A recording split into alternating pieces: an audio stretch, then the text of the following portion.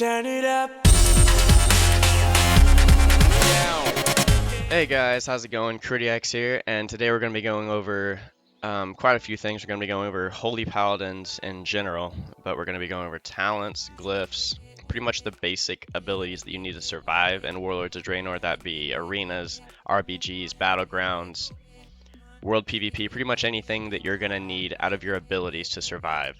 In the next video, we're going to be going over things like tips and tricks to keep you alive, ways to use your abilities, when not to use your abilities, just simple things that you can work on to help make you a better Holy Paladin. Alright, so first thing we're going to go over is talents. Alright, now talents, there's a couple of different things you can do as a Holy Paladin, but there's also specific builds that are the absolute best. So we're going to start at talent 15, obviously. For everything, I use Speed of Light, really. I mean, to be completely honest with you, because Pursuit of Justice, it's more overall, but that's more PvE based. Like if you're doing a raid and you want to catch up to everybody faster, you would use like Pursuit of Justice. But for PvP, Speed of Light is going to be your number one, definitely. All right, moving on to number 30. Moving on to the level 30 talents: Fist of Justice, Repentance, and Blinding Light. Repentance, don't take Repentance at all. Fist of Justice, amazing. Having a 30-second cooldown, 6-second stun is absolutely fantastic. Being able to put one on somebody pretty much every 24 seconds, because after it comes off cooldown, that's where you're at. But being able to put that stun on them every 30 seconds and it lines up with most everybody else's CC. Sometimes I might use Blinding Light. Not very often, it depends on what comp you're running against, but Fist of Justice is a very, very good way to keep people CC'd, and it's a very good way to stay on rotation with your team CC as well, instead of just going all over the place. Alright, moving on to level 45 talents. We're running Eternal Flame, but we have Selfless Healer, Eternal Flame, and Sacred Shield. Selfless Healer is very good for Rets, not so much good for Holy Paladins because you're not using Judgment that often again. Eternal Flame is very good. Sacred Shield is very good.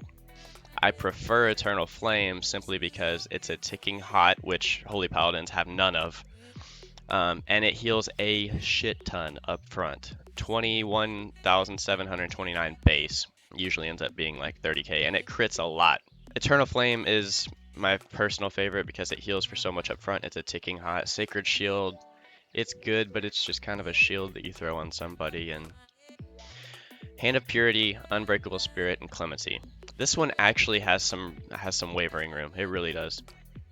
Having 2 hand abilities to throw on targets is absolutely amazing. It really is. There's a freaking gnat. Got it. Having 2 hand abilities to throw on a target is very, very great because you can bop somebody, and then a minute or two later, whenever they're ready to go, normal paladins would still have a 5-minute cooldown on their bop. But no, yours is actually up and ready to go again. Hand of Purity is what I run a lot, just because having an additional hand to lay on the target that does 15% damage reduction and 80% for dots over 6 seconds is very good, and it's only on a 30-second cooldown. 30-second, not minute, 2 minutes, whatever. 30-second cooldown. You can use it very often. And it's only it only lasts for 6 seconds, so you can use Hand of Purity, drop them for 15, and then if they start getting lower, you can use Hand of Sacrifice, drop them for 30% damage reduction, and the other team just can't touch them. They can't keep up with your heals at that point. Level 75, we have Holy Avenger, Sanctified Wrath, Divine Purpose. Okay, so Sanctified Wrath. No. Holy Avenger, it's on the same, actually it's a minute less than Avenging Wrath. Abilities that generate holy power deal 30% additional damage and healing, and generate 3 charges of holy power. So if you activate this for 18 seconds, if you holy shock somebody, you get 3 holy power. So if you holy shock one person, you get a 3 power Eternal Flame. If you holy shock another person, you get 3 power Eternal Flame, or Light of Dawn, whatever you want to use on. And it's really good. It's fantastic. I use Divine Purpose. Now what this does is your Eternal Flame and your Light of Dawn, or Holy Power, whatever you're using, or not Holy Power, but Holy Word, Word of Glory. Damn. Have a 25% chance to cause your next Eternal Flame or Light of Dawn to consume no holy power, but cast as if 3 were consumed. And I have had this many times save my ass, because sometimes it'll proc 3 or 4 times in a row. You're just sitting there throwing up Light of Dawns on everybody of your team. Eternal Flames, just throwing up Eternal Flames on everybody, and saves my ass a lot. So that's what I would go with for 3s. Level 90, Holy Prism, Light's Hammer, and Execution Sentence. Okay, Light's Hammer, no, absolutely not. Execution Sentence and Holy Prism. Execution Sentence, 100% guaranteed, because as a Holy Paladin, Holy Radiance and Light of Dawn, unless you have Eternal Flames up on all of your party members, you're never really going to use Light of Dawn, because it doesn't heal enough to keep up with Eternal Flame. This uses all of your mana in like 10 casts.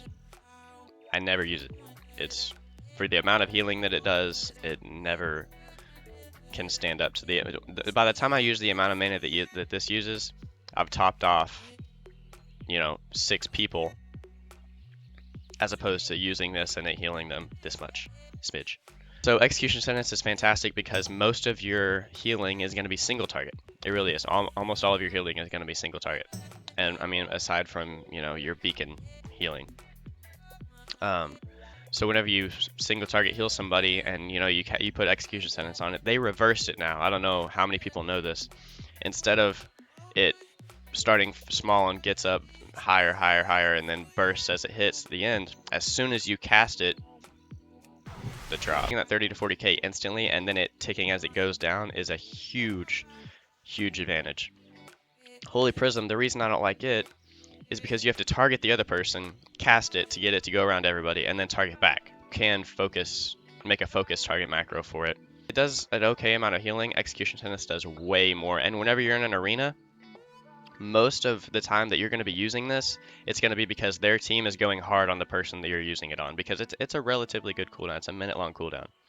So that's the reason I use it. Moving on to level 100 talents. Saved by the Light, Beacon of Insight, and Beacon of Faith. Beacon of Insight. No, I never use it. Beacon of Faith and Saved by the Light. Beacon of Faith, it's pretty good. It really is, because if they're all going you, what you can do is throw one beacon on one DPS, one beacon on the other DPS, and heal the crap out of yourself, because if you're playing an Affliction Lock and it's doing damage to everybody, you can heal everybody at the same time, and it's fantastic. It works out very well. Saved by the Light, however, is my preferred choice, simply because it saves me so much. But if they get you in a hardcore chain CC, whenever they're bringing you down and they're like, oh, we got him, and then boom, they hit you at 30% health and you gain a huge ass shield. And then after that, once they're done with all their chain CC, you pop Avenging Wrath, Execution Sentence, Holy Shock, Flash of Light, and then you're back up to full health. They have no idea what just happened, and they just wasted all their CC, all their everything, and then your team can go hard. What is up with the Nats? Whenever you drop below 30% health, it grants a massive shield, and then by the time they take it down, you're already healed back up. They have no idea what just happened. They're without all of their burst, and then your team still has everything. You go hard on them, CC the crap out of their healer, and it's pretty much GG. You do, good job. Congratulations. It helps you out a lot. It really does. All right, that took way too long, so we're going to move on to Glyphs. Glyphs of Hand of Sacrifice. This is fantastic. It really is, because you use Hand of Sacrifice so often, you're going to want to sack people left and right to reduce the damage. They don't take any damage, and they take 30% reduced damage, and it's amazing. It saves my teammates' ass all the time. Glyph of Beacon of Light. I like this because I'm going to be swapping beacons around a lot, especially whenever you're using Saved by the Light. When you or your Beacon of Light target drop below 30% health, you instantly grant the target a protective shield, absorbing up to 30% of their maximum health. Now, you cannot shield the same person this way twice with one shield. Shield the same person. So you can't, if you have it on yourself and you drop below 30%, you can't be shielded for another minute. But if they turn around and go on another DPS and they drop below 40% health and start getting low, boom, they get 20% health, you throw it on them, they get the shield. You may have the debuff, but they don't. So you can use that to your advantage really, really well. And being able to cast Beacon of Light in between your heals without it messing up your global, because it doesn't have any global cooldown, it helps out a lot, and you can get out a lot more healing that way because you swap beacons very often. Flash of Light is almost a must because you're going to be using it so often. When you use Flash of Light, it increases your next heal done to that target by within 7 seconds by 10%.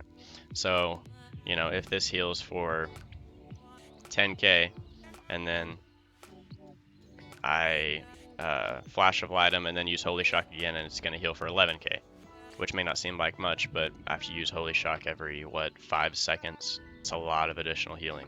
Next video, we're going to be going over some things like tips and tricks that can help you stay alive and how to use the abilities that I just told you about, how to really use them effectively instead of just spamming your abilities. We're going to be going over some things in threes that most Holy Paladins don't know about but they can really save your ass. And yeah, so stay tuned for the next video, and I'll see you guys next time. Turn it up.